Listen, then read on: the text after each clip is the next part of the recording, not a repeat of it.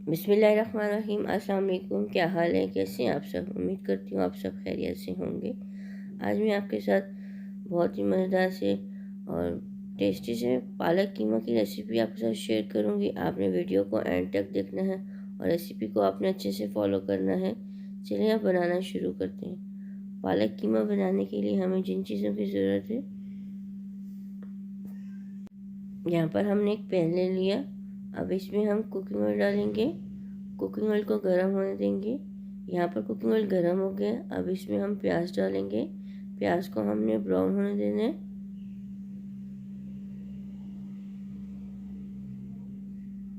यहाँ पर प्याज ब्राउन हो गया। अब इसमें हम टमाटर डाल लेंगे और इसको हम अच्छे से मिक्स कर लेते हैं।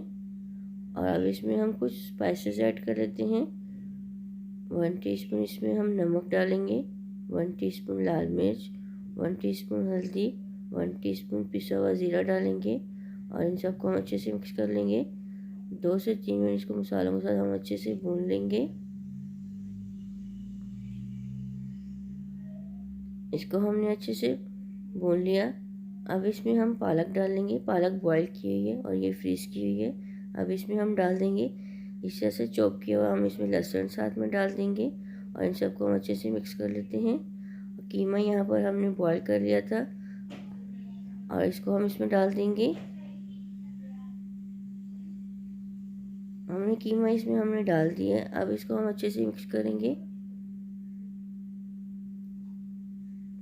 इसको हमने अच्छे से मिक्स कर लिया।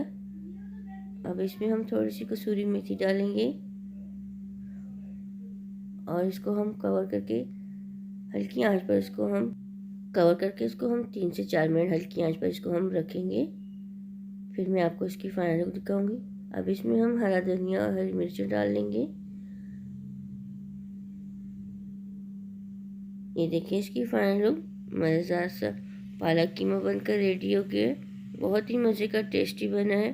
उम्मीद करती हूँ आपको मेरी रेसिपी अच्छी लगी होगी। वीडियो को लाइक और शेयर किया करें ज़्यादा से ज़्यादा फ्रेंड्स एंड फैमिली के साथ।